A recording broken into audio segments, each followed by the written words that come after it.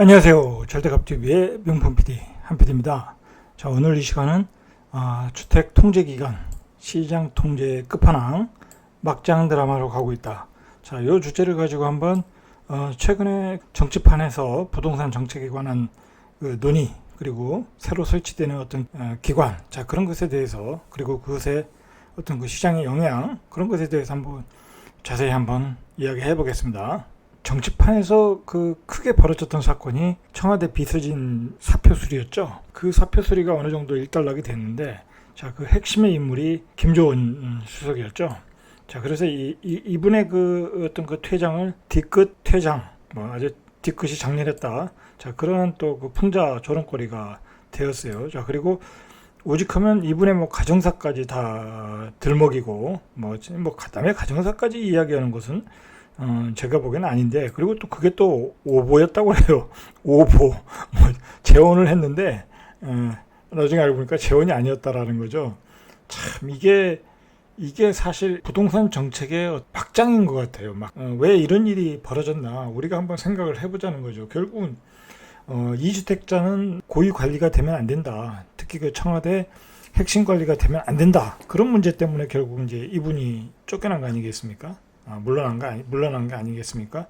자, 결국은 이런 논의가 이루어지고 있다. 사실은 그 부동산 정책을 내놨으면 임대차 보호 3법, 부동산 세법, 자, 그런 게 나왔으면 어떤 그 시장에서 어떻게 작용하는가, 시장에 어떤 영향을 주고 있는가, 부작용을 주고 있는가, 자, 그리고 어떤 보완할 점이 있어야 되는가, 자, 그런 논의가 돼야 되는 거죠. 자, 그런데 이제 뭐랄까요, 그냥 막무가내 식으로 몰아붙이다 보니까 법을 이제 그 여당의 힘으로 밀어붙여서 통과시키지 않았습니까? 자, 그러다 보니까 이런 부작용이 나오고 이런 막장 드라마까지 가게 된 게 아닌가, 저는 그렇게 생각을 해요. 자, 요즘에 오늘 신문에 나온 게 헬리오시티 9,500세대인데 전세 물량이 딱 2건이라고 그래요. 그것도 엄청 비싸겠죠. 자, 그리고 아파트 단지별로 전세 매물이 거의 제로인 단지가 속출하고 있다고 그래요. 자, 그리고 예를 들어서 임대료 인상이 5%로 제한되다 보니까 주인들이 자기들이 입주하겠다고 이렇게 쫓아내려고 그러겠죠. 자, 그러다 보니까 세입자들이 그러지 말고 이제 나에게 집을 달라, 내가 돈을 더 줄 테니까. 자, 그런 식으로 또 이면 계약이 이루어지고 있다고 그래요. 자, 그러니까 실제적으로 임대차 보호 3법은 현재로서는 제대로 작용을 하지 않고 있다. 제대로 작용하지 않고 있다는 거예요. 그러니까 부작용이 일어나고 있다는 거예요. 자, 그러다 보니까 그 임차인들이 불만이 많겠죠. 정부의 정책에 대해서. 자, 그러니까 그것이 바로 지지율 하락으로 나타나고 있는 거예요. 근데 이제 어제 문재인 대통령이 이런 그 회의석상에서 이런 얘기를 했다고 그래요. 주택시장이 안정되고 집값 상승세가 진정되는 양상을 보이기 시작했다. 자, 이렇게 이제 좋은 말을 한 거죠. 반은 맞고 또 반은 틀린 거죠. 항상 반은 맞고 반은 틀린 거다. 차라리 이렇게 얘기하지 말고, 우리가 임대차 보호 3법을 시행을 했는데 시행 초기에 부작용이 있으나, 자, 앞으로 길게 보면 더 좋아질 것이다. 안정적으로 여러분들이 4년 동안 싼 가격으로 살 수 있고, 그리고 정부가 또 임대주택을 또 공급하니까 점차 시장은 안정될 것이다. 이렇게 차라리 했으면, 현실을 반영해서 회의석상에서 이야기했으면 비난을 안 받았겠죠. 자, 이 말이 또 굉장히 지금 비난을 받고 있어요. 현실 시장과 괴리감이 너무 크다. 자, 물론 이제 이 문구를 이제 그 청와대 수석들이 글을 썼겠죠. 어떤 시장 상황을 반영해서. 자, 이렇게 반영해서 썼는데 어떤 대통령의 구미에 맞는 말을 써야 되니까 이런 좋은 문장만 쓴 거예요. 자, 이러다 보니까 대통령이 욕을 먹고 있는 거예요. 그러니까 결론적으로 그 옆에 보좌하는 참모들이 못하는 거예요. 내가 보기에는 못하고 있는 거예요. 차라리 아까도 말했듯이 우리가 부동산 임대차 보호 3법을 시행하다 보니까 처음에 부작용이 나타나고 있다. 자, 그러나 점진적으로 그것은 극복이 될 것이다. 자, 그러한 그 현실을 반영해서 문장을 썼어야 되는데, 자, 이렇게 뭐랄까요, 너무나 현실과는 다른, 지금 주택시장에서 벌어지는 일과는 다른, 자, 그런 문구를 쓰니까 사람들이 열을 받는 거죠. 자, 그런데다가 오늘 나온 얘기가 서울의 그 평균주택 가격이 10억이라고 그래요. 자, 그리고 강남이 20억이라고 그래요. 강남도 올라갔고 서울의 평균주택 가격도 올라갔죠. 자, 원래 9억이었죠. 자, 9억에서 10억으로 올라간 거예요. 그러니까 올라가고 있는 거예요, 지금. 올라가고 있다. 자, 그런 시장의 부작용으로 나오겠다. 어떤 공급에 관한 문제로 인해서. 자, 그런데 이제 정부는 어떻게 생각하냐면 이 모든 문제의 원인은 1가구 2주택자, 다주택자들의 투기에 의해서 문제가 일어나고 있다. 자, 그렇게 판단을 하고 있는 거예요. 자, 제가 오늘 깜짝 놀란 게 뭐냐면 아까 차 타고 오다 보니까 프랜카드가 하나 걸려 있더라고요. 그 도로에. 더불어민주당에서 걸은 것 같아요. 뭐 1가구 1주택 세대를 뭐랄까요, 확고히 지켜야 된다. 뭐 이제 그러한 법이 통과되면서 그런 시대로 간다. 뭐 그런 얘기를 한 것 같아요. 자세히 못 봤는데. 자, 그러니까 이 정부는 1가구 1주택을 가져야 된다는 거예요. 그리고 그 나머지 주택을 가지면 그건 불로소득이고 적폐 세력으로 보는 거예요. 그리고 그 사람들이 2주택, 3주택자가 되면서 어떤 투기를 조장했기 때문에 집값이 폭등했다. 아직도 그렇게 생각을 하고 있는 거예요.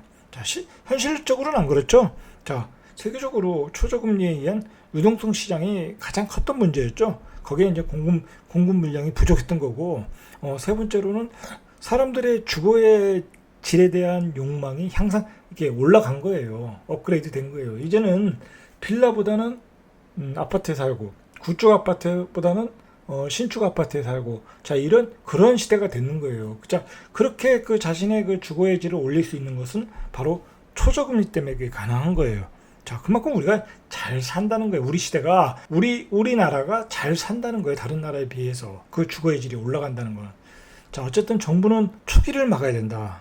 자, 적폐 세력을 막아야 된다. 자, 결국은 그게 이제 청와대 2주택자들이 물러나는 그런 막장 드라마가 된 거예요. 자기들이 만들어 놓은 덫에 자기들이 결국은 막장 드라마를 만들어 버린 거예요. 자, 그런데 이제 또 문재인 대통령이 무슨 얘기를 했냐면, 자, 부동산 대책의 실효성, 지금까지 나온 대책이 있지 않습니까? 임대차 보호 3법, 부동산 세법 강화. 자, 그러한 법의 실효성을 높이기 위해서는 시장을 감독하는, 부동산 시장을 감독하는 감독기구를 설치해야 된다. 이런 얘기를 했어요. 자, 그리고 이 밖에 해외 사례에 보면, 해외 사례에 있진 않다고 그러는데, 어쨌든 사례에 들면, 무제한 계약 갱신 청구권과 표준 임대료를 언급을 했어요. 자, 이 세 가지를 언급을 한 거예요. 이제 부동산 시장 감독 기구는 뒤에서 제가 한번 자세히 이야기해 보고요. 일단 간단하게 무제한 계약 갱신 청구권. 자, 이게 있으면 그냥 자기가 살고 싶은 만큼 사는 거예요. 그러면 내가 임대 들어가서 내가 살고 싶은 만큼 사는 거예요. 5%씩만 올려주고. 자, 그러면 어떤 사람이 집을 사겠어요? 어떤 사람이 집을 살 이유가 없죠. 무제한 갱신 청구권을 가지고 있으면 내가 그 집을 팔 수가 없어요. 지금 벌써 전세입자들이 새 들어 사는 집은 매매를 할 수가 없다고 그래요. 세입자들이 계약 갱신 청구권을 갖고 있다 보니까 집을 안 배주는 거예요. 안 배주는 거. 근데 법적으로는 그 세입자가 집을 보여줄 권리가 또 없어요. 그러니까 뭐라고 얘기도 못 해요. 자, 그러니까 어떻게 보면 세입자의 갑질이 되는 거죠. 갑질. 갑질이잖아요, 사실. 주인이 바뀌어도 그대로 포괄승계가 되는 거니까 사실 세입자의 어떤 지위는 흔들리는 게 아니고 변경되는 게 아닌데도 집을 아예 배주기 싫다는 거예요. 주인이 바뀌는 것도 싫다. 세상에 그런 게 어딨냐고요. 남의 집에 살면서 그건 말이 안 되는 거잖아요. 자, 그런데 무제한 계약 갱신 청구권을 주면 그 집은 거래가 되질 않는 거예요. 그 집은 절대 거래가 안 되는 거예요. 그러면 이건 자본주의에서 집이 거래가 안 된다. 그거는 자본주의 시장 경제가 될 수가 없는 거죠. 표준 임대료를 언급했다. 이건 계속 언급하는 얘기니까 이 얘기는 또 뭐냐면 4년 뒤에 5%밖에 또 인상을 못 하겠다는 거예요. 4년 뒤에. 자, 그러면 보통 이제 지금까지 전에 나온 법에 의하면 4년 뒤에 10% 올리든 20% 올리든 상관이 없었는데, 자, 4년 뒤에도 5%로 제한하겠다. 자, 그 말이에요. 자, 그러면 또 누가 집을 사가지고 임대를 놓겠냐 이거죠. 자, 그러면 이제 민간 임대 시장은 전멸이다라고 보시면 돼요. 자, 이러한 어떤 보다 강도 높은 대책 대통령이 회의 속성에서 이야기했어요. 자, 이야기했던 얘기는 추진한다는 얘기예요. 추진한다는 얘기. 자, 이러한 문재인 대통령의 발언은 집값 안정에 대한 정책 의지를 강조한 표현이다. 이게 이제 여당 대변인이 하는 얘기고, 그 야당 그 대표 김종인 대표는 뭐라고 했냐면, 그것을 국민이 어떻게 받아들이냐가 문제이다 이거죠. 국민이 받아들이겠냐 이거죠. 받아들일 수 없다라는 거죠. 자, 그리고 과연 이러한 부동산 시장 감독 기구를 설치하면 무슨 효과가 있겠냐? 또 김종인 대표가 그런 얘기를 했어요.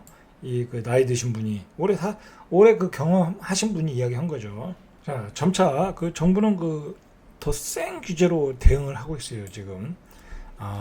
뭐랄까요? 그 임대차 보호 3법과 그 세금 폭탄, 종부세법 개정에 의한 세금 폭탄이 나왔을 때만 해도 정부가 조금, 그리고 또 지지율이 하락을 했을 때만 해도 정부가 조금 물러서지 않을까, 양보하지 않을까. 물론 이제 임대사업자들에게 몇 가지 양보한 점은 있어요. 몇 가지 양보한 점은 있어요.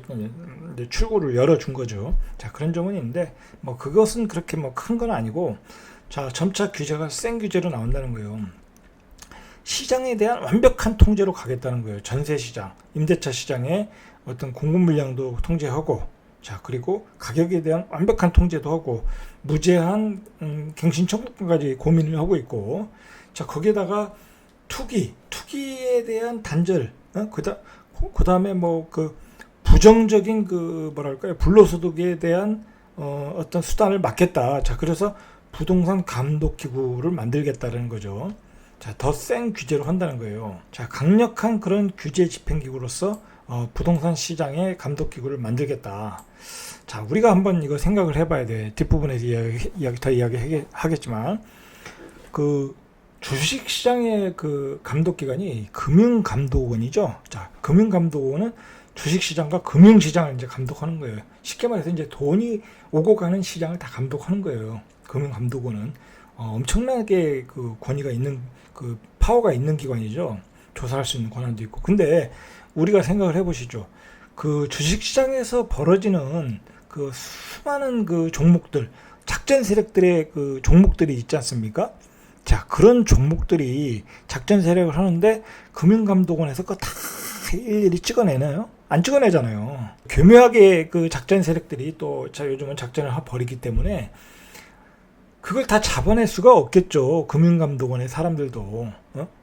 자, 그걸 뭐 너무 심한 경우는 잡아가지고 고발 조치를 하겠죠. 뭐 검찰이나 경찰이나. 자, 그러니까 기존의 금융감독원도 그 불법으로 일어나는 일을 다 감독할 수 없다는 거예요. 다 잡아낼 수는 없다. 자, 그런데 자, 부동산 시장 감독 기구를 만들어서 그걸 잡아내겠다는 게 말이 되느냐? 자, 그러니까 김종인 대표가 쓰잘데없는 짓이라는 거예요. 쓰잘데없는 짓. 자, 그건 이제 뒤에서 얘기해 보겠습니다. 자, 그래서 이제 그 전문가들은 이 집값을 무조건 잡겠다는 이 도구마에 빠졌다는 거예요. 지금의 정부는. 자, 여러분 생각해 보시죠. 그 금융 장세, 유동성 장세에 집값이 올라가는 건 당연한 거예요. 그리고 집값이 올라가지 않으면 안 돼요. 그렇잖아요. 이 화폐 가치가 떨어지는데, 그러면 우리가 집값이 안 올라가면 다른 외국인들이 와서 우리의 그 집들을 헐값에 살 수 있잖아요. 다른 나라의 화폐 가치는 올라가고 우리 가치는 떨어지니까. 자, 그렇죠. 자, 그렇게 찾겠다는 건 어떤 그 일종의 도구마라고 보는 거예요. 자, 그리고 이제 서울경제신문에 나온 이야기인데, 인터뷰 기사인데, 이창모 한양대 도시공학과 교수는 정부가 시장에 개입할 수는 있다. 하지만 시장에 개입하더라도 시장이 따라올 수 있는 방향이 돼야 한다.